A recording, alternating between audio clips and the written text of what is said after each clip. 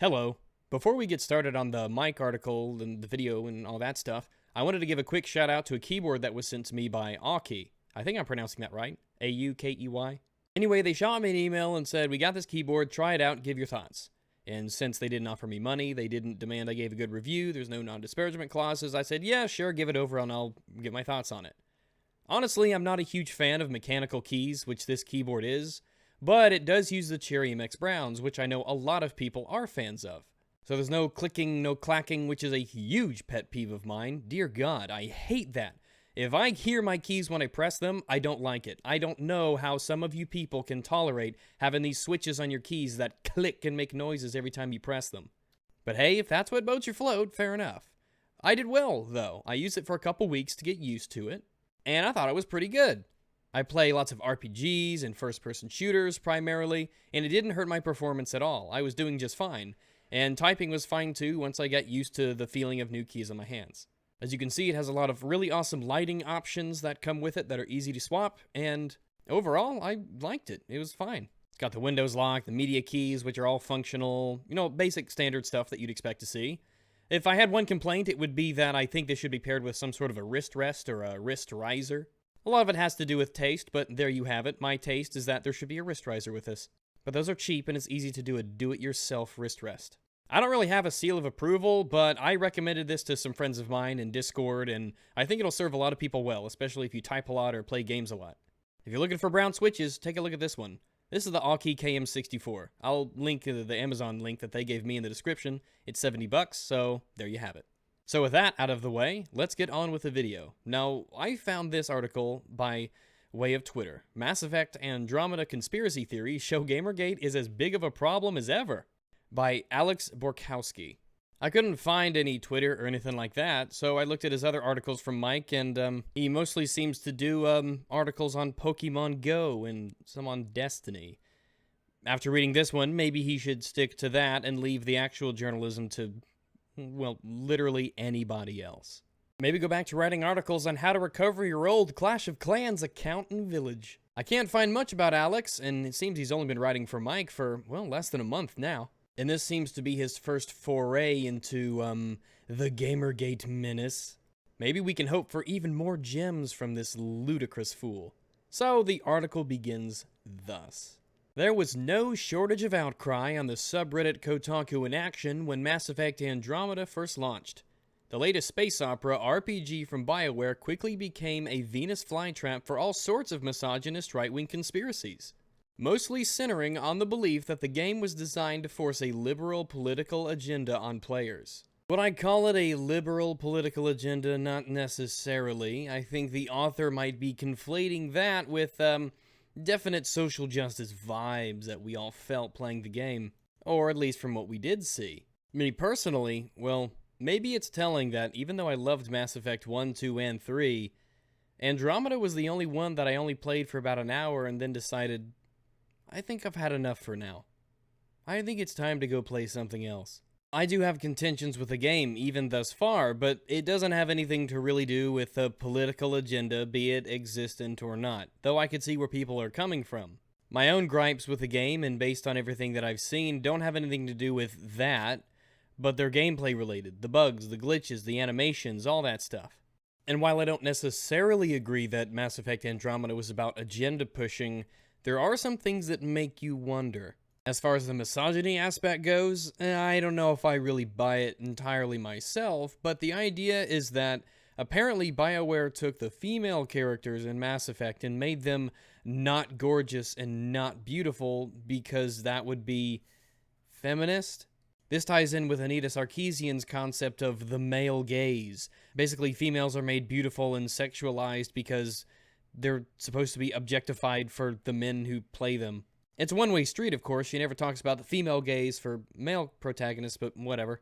Jade Rossi is the voice actor for the female Ryder in Mass Effect Andromeda. The idea here being that they toned down her beauty so that she wouldn't be objectified with or for the male gaze. Personally, I'm not entirely convinced on this one. I could see it, but at the same time, I would much rather chalk this up to BioWare's, well, incompetence at making video games these days. Not some sort of agenda or malicious intent. Let's juxtapose that with Stephanie Joosten, who was the voice actor for Quiet in Metal Gear Solid 5. There's a couple differences here, though. One of these games was made by a competent developer, and the other one was made by BioWare. Plus, Quiet character was, well, she was sexualized. She was supposed to be hot and attractive, unashamed and proud of her body. That's not very feminist at all. And like I said, do I believe these? I don't know, I'll leave it up to you. Now, let's look at John Epler. He's the narrative presentation lead at BioWare, and he does a lot of work. As the narrative presentation lead, I am the vision holder for the cinematics and living world aspects of the franchise. My responsibilities include establishing and maintaining the cinematic direction and vision for the project, developing both short-term and long-term visions and roadmaps for the cinematic tools across all studio projects, working with the lead writer and creative director to develop and refine critical path narrative flows, and collaboratively addressing potential problem areas early in development. Working with the lead writer, lead designer, and the creative director to manage narrative flow between gameplay and story. Working with the lead level designer and lead writer to maintain user interest and engagement in the narrative via tension graphing and qualitative feedback. There's other stuff that I've cropped out for the sake of space, but I think you get the idea. He's got a lot of stuff to do, and the stuff that he does can impact the game. But when we're talking about feminist agendas, or political this, or pushing narratives that, why bring up John Epler? Well, when you find out that these kind of people who have such power and control over video games and their narratives have sympathies that many of us would consider questionable, it does raise a few brows. John Epler has made obvious his sympathies with Anita Sarkeesian and the feminist frequency. Well, yeah, I'll call that an agenda. He's fully on board with the idea that feminist frequency is pointing out problems in the industry, even with her lack of journalistic merit, and I'm being very charitable there. People who have power and influence over making video games who have active sympathies with feminist frequency, that is worrisome. But since Epler does have some level of narrative input in games like Mass Effect or like Dragon Age in the past, it's important to also look at some of the other things he sympathizes with, not just Anita Sarkeesian. Narrative-heavy games like Mass Effect and Dragon Age and people like John Epler who are in charge of, well, a lot of the decisions that go into them, like I said, it's worth raising a brow when they're the kinds of people who endorse those kinds of people. Let's, for instance, take his recommendations of listening to race issues from people like Vareen Jabal, who is racist, by the way. Just letting you know. Vareen has the open endorsement from John Epler, and Vareen likes to say things like, "Hi, only listen to people of color in regards to systemic race issues. White people in this time and place have opinions which do not matter." I mean, I don't know about you, but I don't think I would go around actively endorsing and encouraging people to listen to those who say, your opinion doesn't matter because of your skin color. Some people might consider that, a little bit racist, but what do I know? This is the kind of person who actively believes that it is not possible for him to be racist towards white people. You cannot be racist towards white folk. This is why. Not because I have white friends, because people of color cannot be. Racism towards white people does not exist. Sexism towards men does not exist. Heterophobia and cisphobia do not exist. None of these exists. He also has a habit of focusing on skin color instead of, the things people are saying. Take an old Ubisoft presentation when they had two people of color talking about a video game, and then there was a transition and they had white people come out, and hey, it doesn't matter what they're saying. The words that come out of their mouth, they have nothing to do with anything at all. What matters is how much melanin do they have in their skin when they're doing the talking. Wouldn't Mr. King be proud? Let's keep going. This is Sam Maggs wearing her strong female character shirt, which is weird considering she did a whole spiel about how she was virtually raped in Grand Theft Auto 5. Anyway, she got hired by BioWare as an assistant writer. She also wrote for the Mary Sue, by the way. She was an editor over there. So yeah, it's stuff like this that make people go, what's happening? I did a stream not too long ago with Appabend and Wizard of Cause, Undoomed, and Jeff Holiday. You should check it out. It's really good. It's not terribly long, but it's full of awesome information if you want to get our takes on the matter. The stream was mostly devoted to Manveer Ire, though we talked about some other things. It's a small heroes. That but I mean, with a guy like that, they must be aware of what he's saying. So I guess absolutely, they absolutely are. Yeah, he's not. I guess they're okay with it. Appabend. What was the? There's two there's two women who also worked on Mass Effect Andromeda, and they're pretty ridiculous too. Do you remember what their names are? Sam Maggs was the first one, Yeah. and the other one didn't really work in Andromeda, but she did work in uh, by Dragon Age 2. It's Hepler, Jennifer Hepler. Jennifer, yeah, that's right. Sam Maggs and Jennifer Hepler, and they have each individually said some crazy shit. Sam Maggs is the woman who claimed that she was virtually raped in GTA 5, that it Well, was a is it massive rape simulator. right? Is that the cliche one? The sort of the one you Uh-huh. hear about? Yeah, that's That's her. the person. Yeah. Wow, I wasn't even Murder sure that was a simulator, real women thing. most affected. Yeah, the one that H3H3 made fun of. That Mhm. chick. Right, I wasn't even sure that was real. I've lingered a bit long on this subject, but there's plenty of information for us to go here, and I just used Epler as an example, for instance, of why people might get a little concerned about the narratives in narrative-heavy video games when those video games are being made by people who have these kinds of sympathies. Let's say somebody wrote a book on the best BioShock game, and they said BioShock Infinite was the best BioShock. I would instantly be skeptical. I would be concerned about their ability to perceive quality. These are the kinds of things that have people concerned, and I believe rightfully so. But I've been carrying on long enough about this Epler and all that stuff. Let's move along. The autistic screeching intensifies, I promise you. This subreddit's accusations of reverse racism and agenda pushing have little, if any, factual support. They do, though, and we will get into that later, I do promise you this. It's also important to note, though, that reverse racism does not exist. Scapegoating Mass Effect and its developers is a convenient tactic trolls can use to openly harass minorities in gaming while claiming they're the ones being persecuted. Basically, what Alex is saying here is that there is a, well, for lack of a better term, a conspiracy for Gamergaters and people like you and me who, want quality in video games. He's saying that the only reason we're going after Mass Effect, we're going after Andromeda, we're going after BioWare, we're going after the developers, the only reason isn't because we have legitimate gripes, concerns, and complaints about the quality of all of them. No, it's just some sort of a subversive way for us to be super sneaky racist. Alex, that's retarded. Mass Effect Andromeda has some of the worst facial animations you've ever seen, huh? You just must not like brown people. What's that? You don't like tacos? Well, you just must hate Mexicans. What's that? You don't think rap music is all that great? Well, that's just what a racist would say.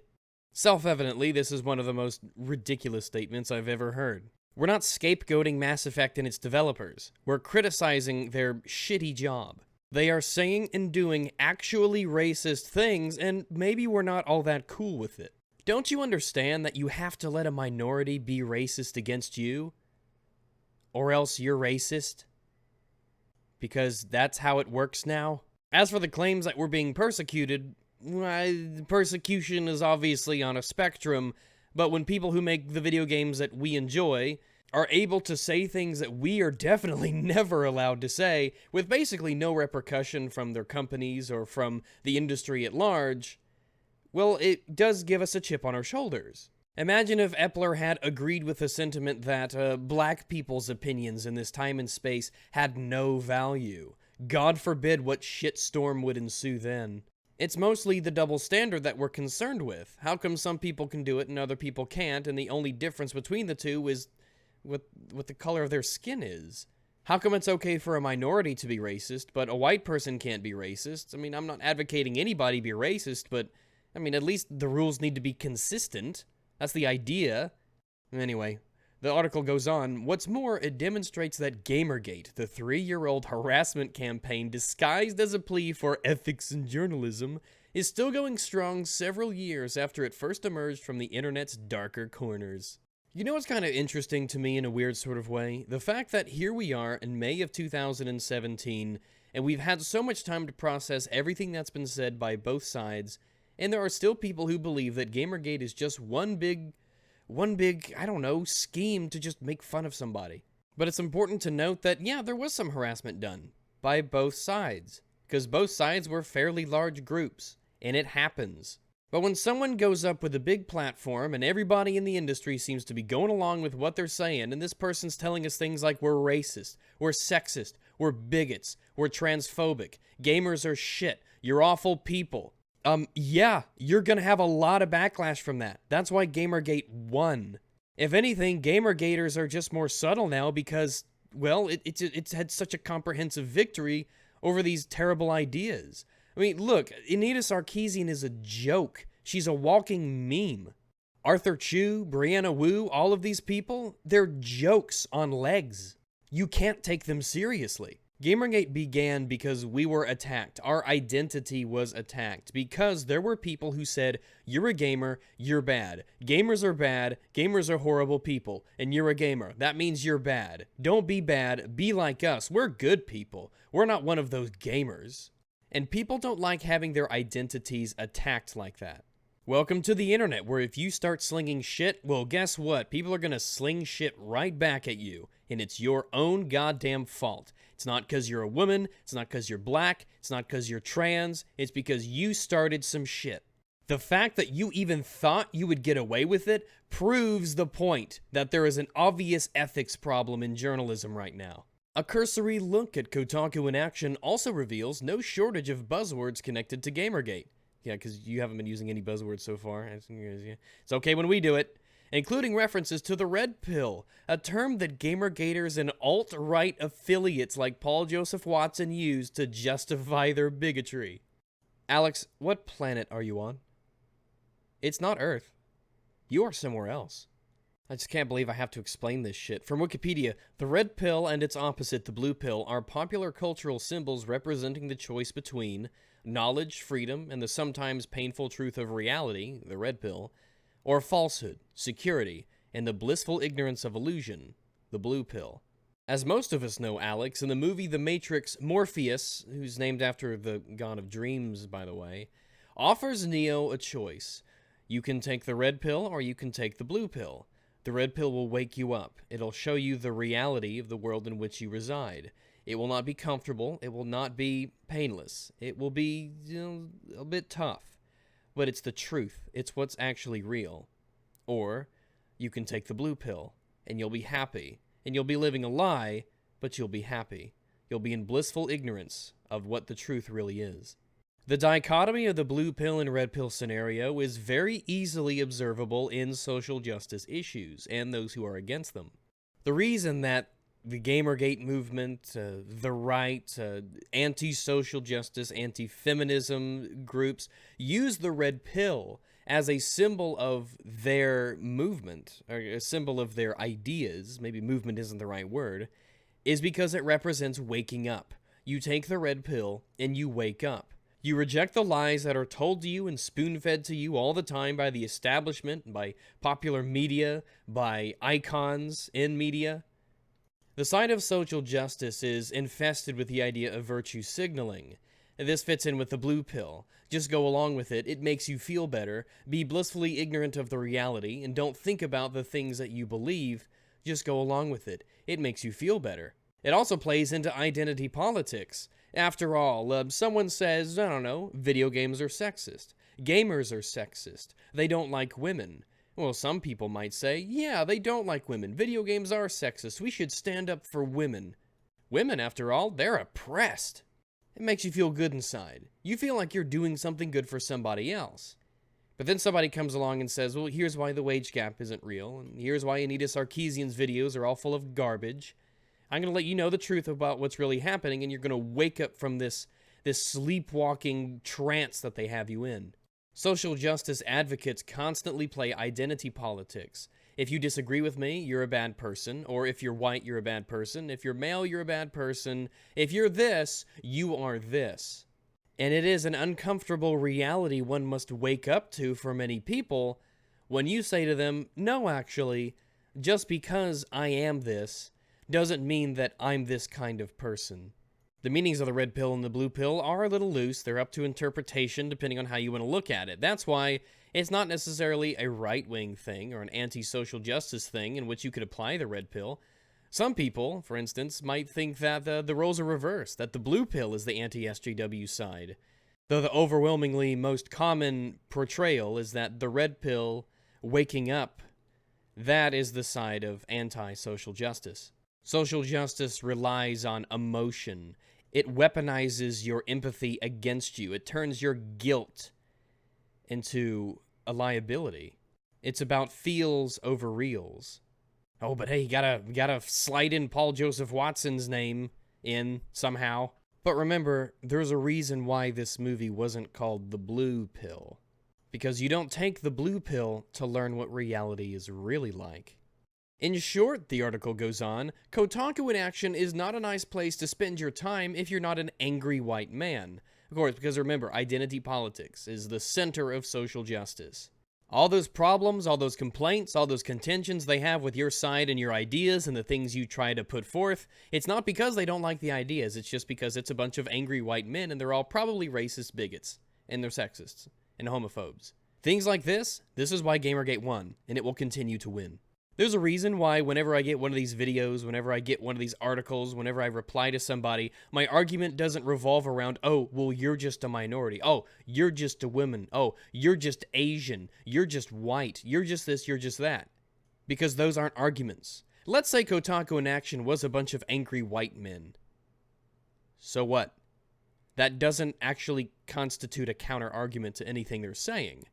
Kotaku in action and Gamergate are so inextricably linked, in fact, that posting there at all is enough to get you banned from Rape, an anti-sexual assault subreddit, and off my chest outright. Now, I don't follow Reddit much at all. I never go there. I just use it for finding things every once in a while. And if just posting on Kotaku in action gets you banned from these places, well, maybe that says a lot about the moderation quality of Reddit. But a popular social justice position is that all men are rapists, and, well, maybe men have a contention with all being labeled rapists and sexual assaulters. But hey, I guess if somebody doesn't want to be called a rapist, well, they must be a rapist, huh? What do you mean you're not a rapist? That's just what a rapist would say. What we have next in this Mike article is rather curious. When I heard it, I didn't know exactly at which angle I should approach it. There's a running gag that's a parody of the social justice position, the one that always makes you out to be a racist. Well, if you're going after such and such person, you're only doing it because they're a minority, because they're black, or because they're Muslim, or because they're trans, or because they're a woman. Well, these jokes parody things that actually exist. As in this Mike article, Alex is actually saying that they are targeting a person of color who works as a BioWare developer. Just this headline puts it into the reader's heads that the only reason he is being attacked, the only reason he's being criticized, the only reason the internet hates his guts is because he's a person of color. I mean, why else would you ever criticize or dislike someone who's a minority? It can't be because of anything they say or anything they do or the actions that they take. No. It has to always be about race with these people. And it is their focus on race that's so strange, because they're the ones who accuse us of always focusing on race. Well, it depends on the argument, really. The concept of, oh, well, it's okay for me, but not okay for you, and vice versa, is not a new one. But as I'm sure many of you are aware, Manveer Iyer is who we're talking about here.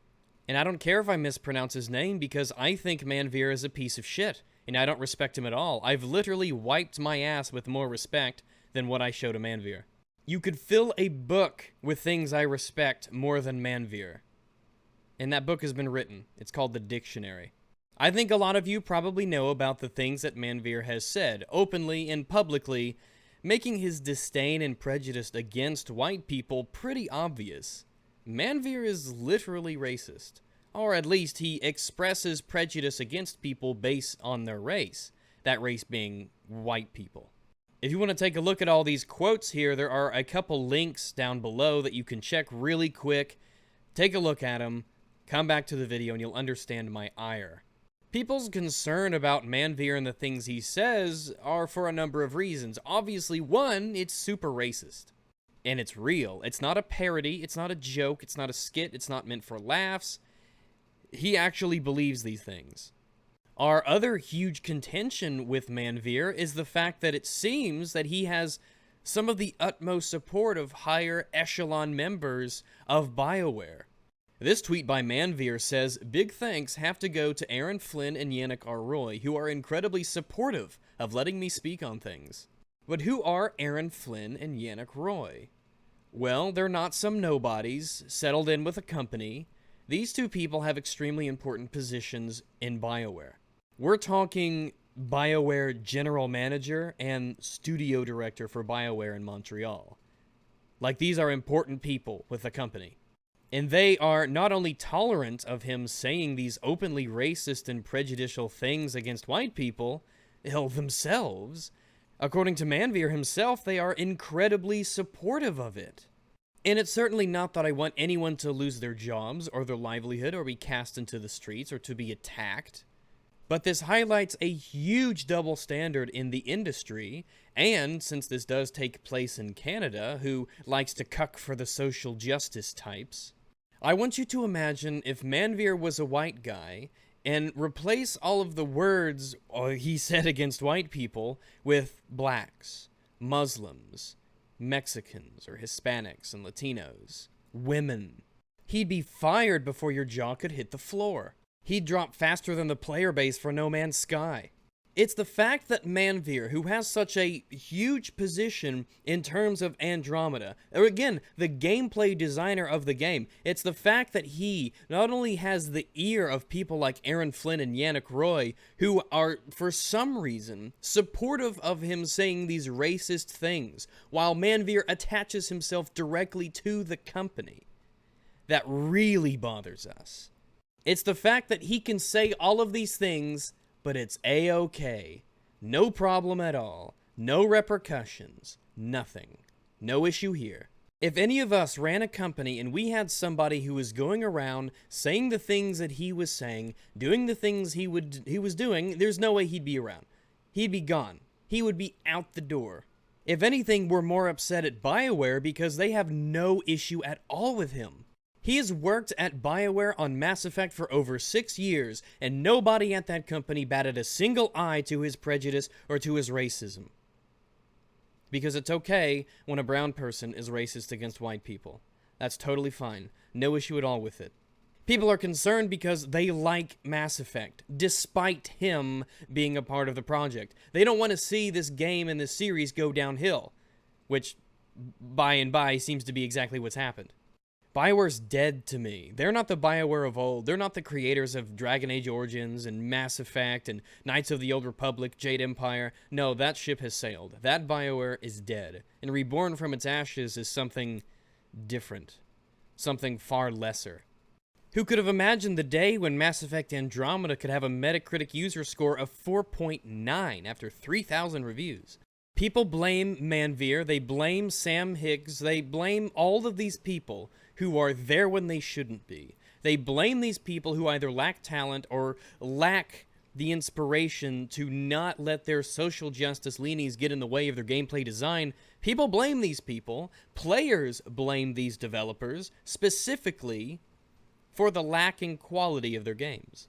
And it's not just gameplay changes and downgrades that people are worried about when it comes to the decline of quality in BioWare titles. It is also narrative related, but that's its whole other video. This social justice lean you see in narratives in terms of dialogue choices and character, speech, and things of that nature, they can be found. They're there. It's been highlighted. So when a Mike article by Alex, whatever his name is, talks about they're targeting a person of color who works as a BioWare developer, it's very obvious from the framing of this phrase that person of color is supposed to be front and center. They're targeting him because he's brown. They're targeting him because he's not white, because he's a minority. That's the reason people have issues with Manveer Ire. And there's no mention of the things he says. When you Google the man's name and go to images, this is what pops up. Albums that have pictures that are collections of his racist tweets. White tears mugs. This is not a man who was respected or liked by the gaming community, or hell, humanity in general. 9/11 will always be the day white people got to start inflicting terror upon me and other brown people in the name of patriotism. A white woman can live underground for 15 years, and when she emerges, she'll still be white. That's really all you need to make it in the world. I follow too many white dudes, so if you get culled, tough shit. Blame the dominance of your species, race, gender. A white person being called racist is the closest they'll ever get to being called nigger. It upsets them too much. Hashtag still not close though. White people, I am not here to make you feel comfortable or okay with yourself or the white supremacy you benefit from. I got 99 problems, but worrying that white people think I'm racist against white people ain't one. Hit me. If I still lived in the Maryland, D.C. area and heard someone using the term snowquester, I would murder them and pee on their dead, bloody face.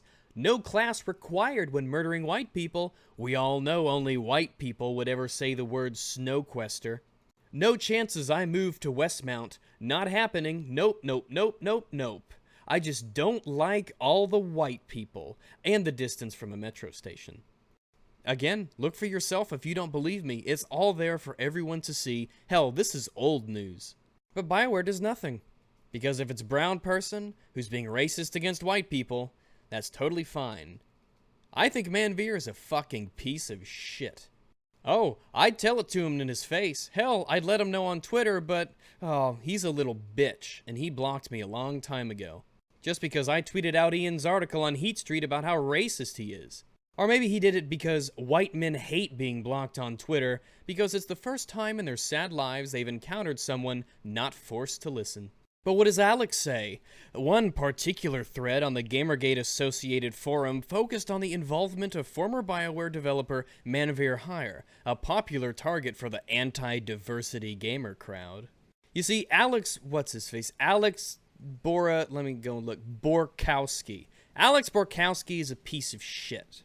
He likes to take Gamergate, he likes to take the people opposed to people like Manveer, and completely misconstrue anything that they say, any arguments that they have, and their entire beef with Manveer in general. He's basically the Sean and Jin of Gamergate.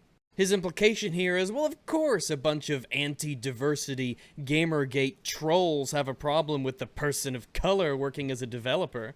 In the article, he links to the page on Kotaku in action on Reddit, and you can read it for yourself, and it's good stuff. But hey, it's just a bunch of anti-diversity Gamergate trolls, right? Also, sorry if you hear anything in the background. It's raining a lot here, and when it hits the outside air conditioner, you could probably hear it in the mic. Oh well, we're powering this through. Rain won't stop me. Fuck you, Rain. Look what the top comment is. So hard to pay for a game when one of the devs is a bigot and the company allows them to spew the racial hatred for all to see. What horrible company would allow something like that? You see, Alex, if you took one goddamn second to actually read this thread, you would see what people's issues are. People don't have an issue with Manveer because he's a minority. People have a problem with him because he's racist. He is clearly, openly racist against white people, but the fact he's a minority protects him from any repercussions. And it's the fact that BioWare lets him do this. And people don't want to support that kind of attitude. Alex's garbage article even has segments of their arguments. So, I mean, I know he's seen the problem that people have with it, but he completely deflects from it.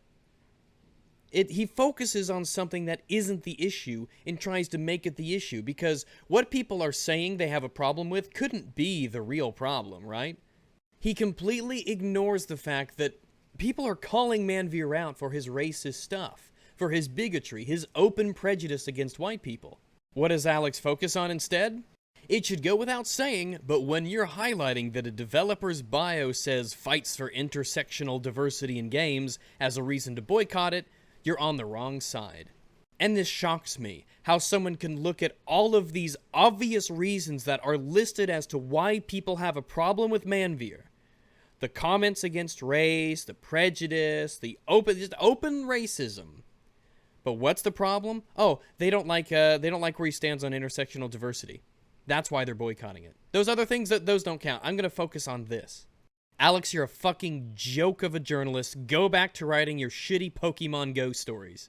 Leave the opinion writing to the adults. Now Alex writes this.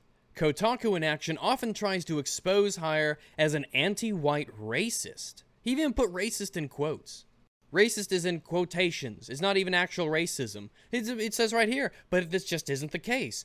Hire likes to call out white people, specifically white men, for constantly co-opting conversations about race, and he's tweeting from a position of having to fight for a seat at a table that's been long dominated by white viewpoints and white values. I mean, what are white viewpoints? What are white values? These aren't things. There's no such thing as a white value. White people aren't some cultural, political, ideological monolith. There's no such thing as white values. There's no such thing as white viewpoints. White people think differently, and there's no way that you can just fuck it. I just can't believe, I'm not even gonna try to explain this. Because in Alex's mind, Manveer is definitely not a racist. He's not racist at all. There's not a racist bone in his body.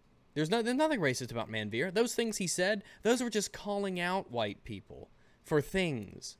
Because if I said things like, no class required when murdering black people, or I don't want to live here because I just don't like all the black people, or I'm not here to make black people feel comfortable or okay with themselves. Yeah, if I said something like that, you bet your left nut that I'd be called a racist.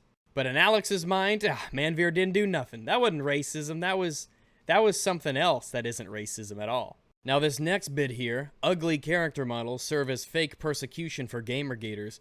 I don't know. I mean, look, don't put ugly in quotations, alright? The character models in Mass Effect Andromeda are fucking hideous. They are terrible. They are awful. They're some of the worst I've ever seen. They're inexcusably bad. The memes that came out of Andromeda before this game released, holy shit, they were glorious. That was my air freshener in the back. That wasn't any orifice or anything, I swear. I swear! From whatculture.com, Mass Effect Andromeda, 10 hilarious animations you need to see. And they ain't funny on purpose. Okay, so it's not a glitch per se, I don't think anyway, but just what the hell were BioWare thinking, including this assortment of weirdly oversized faces as selections on the female preset screen. Now, I haven't played much of Andromeda yet. I'll get around to it eventually, if I can be fucked to do it. But one thing I noticed almost instantly was how shit the presets were. They were terrible. They were awful. I mean, yeah, fuck, ugh. Fuck, it looks like Ryder got a face full of Dr. Zalost's unhappy cannonballs and smacked their noggins on an industrial-grade belt sander. I mean, I could literally feel my cock shriveling up and shooting out my own ass crack. When you look at the voice actor and compare him with Sarah Ryder, I mean, you just what? No, I just think this is incompetence. I'm not ready yet to buy into the conspiracy that BioWare made the decision to have the females be ugly or not attractive because they're trying to push some sort of a pro-feminist, everybody's beautiful, anti-objectification, male gaze stuff. I'm just not buying it quite yet. Hey, maybe it's true. Maybe. Maybe it is.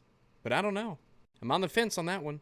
Anyway, the article goes on. Another oft-repeated conspiracy theory about Mass Effect Andromeda on message boards focuses on the ugly models for female characters, which supposedly serves as evidence that the game was designed to promote a feminist agenda. Some, like this GameFAQs thread, and hopefully intended as a joke. Others, like this one on IGN's message board, don't seem like they're meant to be funny or ironic at all. Well, that's weird. Alex, I could say the same thing about your article. And yes, the GameFAQs article was a troll. Bravo, Alex. Now, as for the IGN article, so Mass Effect Andromeda was ruined by BioWare's new feminist SJW agenda, just like Dragon Age. All the male characters look like models, and all the female characters look like she-beasts yet again. Alex, listen. I mean, do you look, Alex, do you understand that there's maybe a reason why, on Mike, what they do is they just have you fucking write Pokemon Go articles? Or Destiny pieces? You know, you think it's because they probably don't trust you with anything else? You think it's because even Mike, maybe they think you're so incompetent at forming coherent pieces? There's a reason the most they let you do is write articles on how to be the very best like no one ever was in Magikarp Jump. Hi everybody, I'm Alex Borkowski. Let me show you all the evidence I found for all these misogynist right-wing Gamergate conspiracies against Mass Effect Andromeda. Also, Manveer isn't racist at all. Even in your article, even in the Mike article, Alex, you take a picture of this ridiculous post by some nobody online that's obviously meant to rustle jimmies, and you use it as a focal point in an article about misogynist right-wing Gamergate conspiracies. You wouldn't know a troll if it bit you on the ass. The article goes on a bit. Although these allegations are fake, even though we just use them as it's like it's like you can't decide whether it's a troll or not, but you're putting it in there anyway. In March, a female BioWare employee was accused of trading sexual favors for her job after being misidentified as the designer behind these animations and character models. What this is talking about is this Ralph retort bollocks. This idiot Ethan Ralph, who's got me blocked on Twitter, by the way, because he's a dipshit. He misidentified the person whom was responsible for the Mass Effect Andromeda terrible animations and facial quality. He was called out for this, by the way. Gamergaters, people like myself, Ian Miles Chong, and while Ralph does have Gamergate sympathies, absolutely, we think he's a joke. He's a bad person. Fuck Ethan Ralph. The animator in question is Ali Rosemary Liost. She credited herself as a lead facial animator on her Twitter bio. However, fucking idiot, and Ethan even implied that she had to use sexual favors in order to get her job. He was called out for this. Ethan Ralph is a joke. You should always treat him as a joke. He is a joke of a person. Nobody likes him. He's an idiot. He is not the face of Gamergate. He doesn't speak for Gamergate. Gamergaters don't want to have anything to do with the man. Look at this post by Ian Miles Chong. This is all very public, very easy to access on Twitter, but I'm certain you ignored it, didn't you, Alex? Ian tweets out his article from HeatStreet.com. Online bullies are conducting a misguided witch hunt against an animator for her work on Mass Effect Andromeda. It is worth noting that no Gamergate supporter I know supports the witch hunt, and that the Polygon piece is grossly inaccurate. Because Polygon, of course, was first to be on the case that this is obviously the work of the Gamergate movement. Even in Ian's article, Bullies Conduct Witch Hunt Against Mass Effect Andromeda Facial Animator, he explicitly and clearly says, Ralph makes the unfounded allegation that the only way she could have gotten the position was by performing sexual favors. Alex, let me give you some much-needed advice. Ralph is an idiot. No one listens to Ralph who is of any consequence. Ralph doesn't speak for anyone other than Ralph. Forget Ralph even exists. By bringing up this article by Ralph, all you're doing is showing the world how much Gamergate hates him too. The article goes on, it's the same garbage they've used, Gamergate, since the original attacks on developer Zoe Quinn. These similar, untrue accusations are what launched the movement in 2014. Because being in a sexual relationship with people who are in charge of reviewing and publicizing your game could be construed as, corrupt journalism, but hey, yeah, if you spin it as being misogynistic right-wing attacks on women, you could justify anything, isn't that right, Alex? The attacks against Gamergate are basically one big attempt to misconstrue the entire point of why they exist in every single thing that they do. You have to focus on the tiny little fringe harassers that everyone hates and then say, hey, this is Gamergate. Those people are Gamergate. Gamergate just hates women and they hate diversity and they hate minorities. All the things that they say they actually care about and work towards telling you about, don't listen to that. We'll tell you what Gamergate's really about. Gamergate believes it can influence BioWare's decisions with a virtual whiteout? Oh mon dieu! In another Kotaku in action post, Gamergate concocted a pretty unusual plan for encouraging BioWare to stop pushing what they call the SJW diversity dogma they insist they see in game development. The plan was this: prove that gamers don't want diversity by making the blandest, whitest, heteronorm... What? Look, Alex, again, just go back to writing Pokemon Go stories. Let the adults do the journalism. I know you were very, very excited that Mike thought you were mature enough to handle an opinion piece on their website, but maybe you should have just put your hand down and you should have been quiet. Maybe that's what you should have done, instead of making a public mockery of yourself.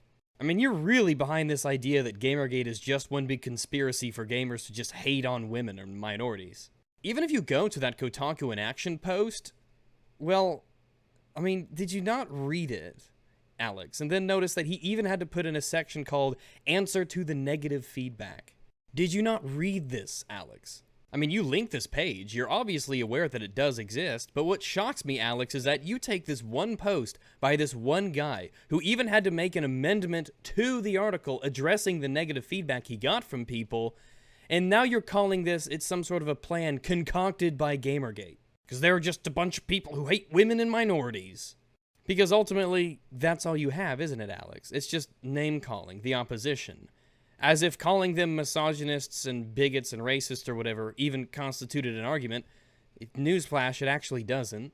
Call them names, character assassination, don't actually address the issues that they're clearly bringing up. Even in your own article, Alex, you have a segment of this proposition by this guy, and even in the article it says it did not sit well with many members of the community. So is it a plan concocted by Gamergate, or did they not like it?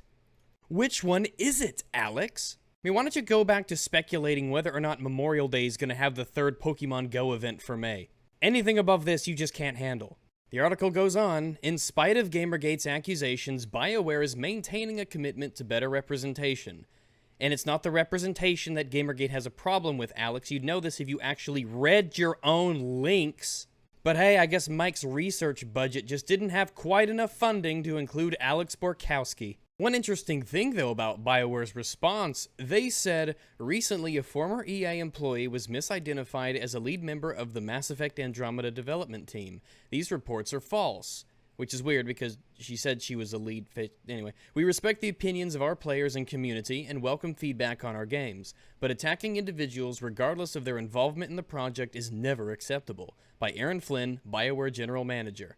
Aaron Flynn, the same guy who openly supports Manveer Ayer's racism against white people. Oh, but don't go after, don't attack individuals regardless of, no, don't do that.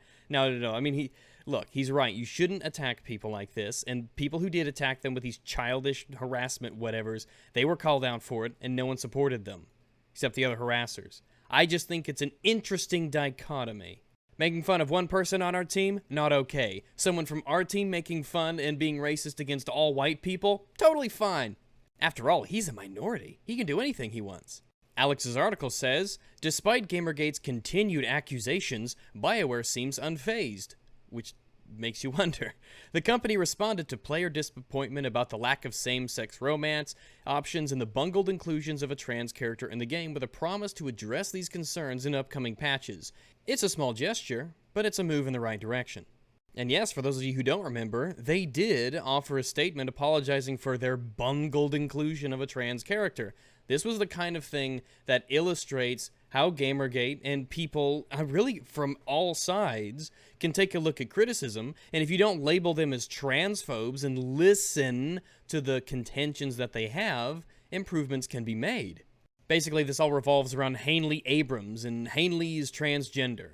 And the inclusion of this character was just weird. It felt obviously tokenized. It was just bad. It was bad. It was very obvious that this wasn't a good character to have, not because they were trans, but because the trans nature of this character was, it just wasn't done well. What I find interesting, though, about Hanley Abrams' character in this game is that both sides had contentions with her representation in Mass Effect. But if only the Gamergate side, if only the anti-SJW side had problems with it, they would have, of course, been labeled as transphobic. But it was the fact that everybody saw this was bad that no name calling was given, or at least very little of it. Because remember, it's okay for us to do it, but it's not okay for Gamergate to do it. Because it's only a legitimate complaint if we complain about it too. If Gamergate does it, then they're obviously a bunch of misogynists, transphobic, racist, bigots, sexist, whatevers. But here we go. The final paragraph. Let's wrap it all up with a neat little bow. It's fucking retarded. There are already more than enough video games and safe spaces for white nationalists and bigots in gaming. Between that and YouTube stars who've stated to parrot casual gamer white nationalism, you link us to Jontron's racist tweets. Everything you need to know about the YouTube gaming scandal by, who's this fuckstick? Ryan Khosravi or something? Because being against unbridled immigration, wanting to protect your cultural values, well, obviously you're a fucking racist. And of course, Alex has to bring in PewDiePie, who's definitely a white nationalist Nazi sympathizer. He's not a guy making jokes on the internet at the expense of Nazis. No. He clearly sympathizes with Nazis. Oh, Alex, I never knew your name before this retarded article came to my attention, but dear God, I hope you stick around. Not just for your vapid Pokemon Go filler articles that I guess they have you write for their website. No. You might be one of my favorite lolcows. I take it back, Alex. Never stop doing this. I want you to try to journalism as hard as you can. Tell the whole world how you think PewDiePie is a white nationalist Nazi sympathizer. Whew, top keck, my dudes. Anyway, let me see. It's time to confront hate in gaming culture and demand that developers fairly represent the people who play their games by maintaining a commitment to equality and diversity.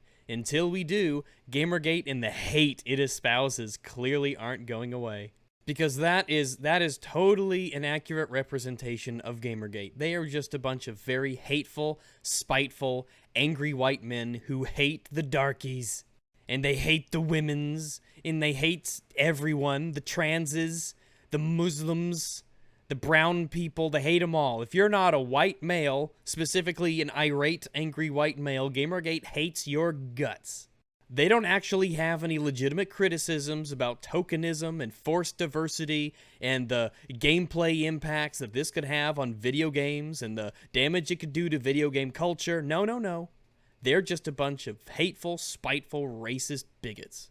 But before I go, let me give you a fun fact. Sam Hulick, who did the music for Mass Effect, said that there are grounds for a libel case because Ian Miles Chong wrote an article on Heat Street talking about Manveer Ayer's racist tweets. This article was kind of the foundation of the information we used for the stream that I did with Opabend and Undoomed, Wizard of Cause, Jeff Holiday, and it's one that I'll link in the description below. You should really check it out.